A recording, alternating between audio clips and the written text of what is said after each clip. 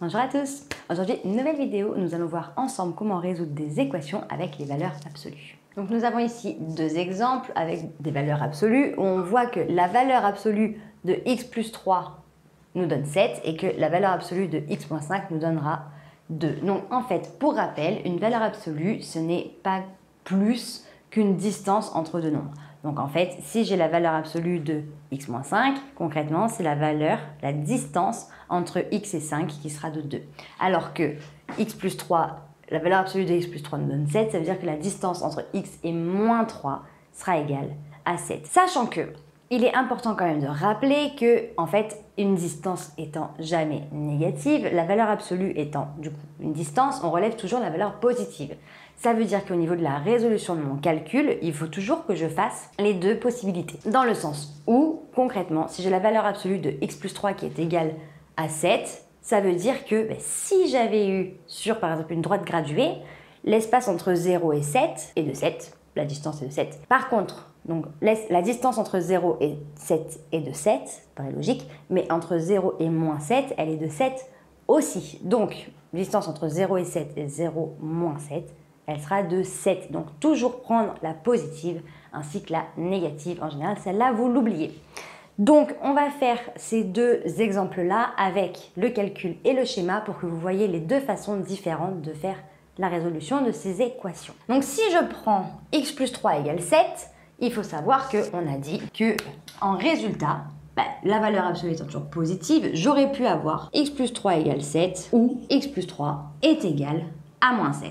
Et donc, il se trouve que dans la résolution, je vais faire chacune dans son coin. Ici, si je prends 3 et je le fais passer de l'autre côté, ça va me faire moins 3. Donc, x sera égal à 7 moins 3, donc 4. Ou ici, pareil, 3 va passer de l'autre côté. X est égal à moins 7 moins 3, donc moins 10. Donc, j'ai deux possibilités, moins 10 et 4. Si je regarde, en termes de valeur absolue, la valeur absolue étant la distance, on reprend tout le temps la valeur qui est positive. Moins 10 plus 3, ça fait moins 7. La valeur absolue de moins 7, ça fait 7. Ça colle. Si je prends 4, 4 plus 3, ça fait 7. On est OK.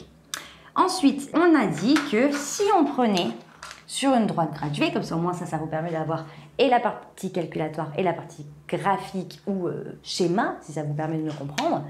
En gros, on a une distance qui est égale à 7 et donc on a x plus 3. Pour pouvoir faire une distance, en fait, on fait une soustraction, le grand moins le petit. Donc ça veut dire que ici, c'est la distance entre x et moins 3. Vu qu'une distance est une soustraction, là, c'est comme si j'avais x moins 3. La distance entre x et moins 3 est de 7. Ça veut dire que je peux placer moins 3 et je peux le distancer de 7 avant ou après. Moins 3 plus 7, ça me fait 4. Moins 3 moins 7, ça me fait moins 10. Et je retrouve du coup les deux solutions de mon équation avec valeur absolue. Je vais faire exactement la même chose avec le deuxième, donc partie calculatoire et partie schéma. Donc, si vous reprenez le même exemple que tout à l'heure, x moins 5 égale à 2 ou x moins 5 égale moins 2. J'ai les deux, égale à 2 ou x moins 5 égale à moins 2. Dans la résolution, moins 5 passant de l'autre côté devient plus 5, donc x est égal à 2 plus 5 qui me font 7, ou alors x est égal à moins 2 plus 5 qui me font 3. Et si je fais, donc, dans la résolution, solution, je vais avoir soit 3, soit 7. Et si je prends une droite graduée, pour faire exactement la même chose au niveau de la compréhension, parce que le schéma, en général, vous avez plus de facilité à le comprendre, mais là, j'ai déjà une soustraction, c'est x moins 5. Donc, c'est la distance entre x et 5 qui est de 2. Donc, l'écart entre ce nombre mystère et 5 est de 2. Donc, ce que je vais faire, c'est que je vais placer 5. Je vais faire un écart de 2. Bon, que ce soit avant ou après, hein. Et il se trouve que 5 plus 2, ça fait 7. Et 5 moins 2, ça fait 3. Et je trouve du coup ces deux valeurs. Donc en gros, valeur absolue, c'est une distance entre deux nombres. J'ai un nombre mystère auquel j'ai retiré 5 et ça me fait du coup une distance de 2. 3 moins 5, ça me fait moins 2. Valeur absolue de moins 2, ça fait 2. Et 7 moins 5, ça fait 2. Valeur absolue de 2, c'est 2. Donc du coup, ça fonctionne. Valeur absolue, on est ici. Résolution, calcul et schéma. Donc voilà, j'espère que cette vidéo t'a plu, t'a permis de mieux comprendre comment résoudre des équations avec des valeurs absolues. Si tu as la moindre question, n'hésite pas à me la noter en commentaire, je me ferai un plaisir de t'y répondre. Pour nous rejoindre, si ce n'est pas déjà fait sur YouTube, il te suffit d'activer la petite cloche, et sur Internet et les différents réseaux sociaux, nous sommes sur Facebook, Instagram, sur Snapchat et sur le site Internet.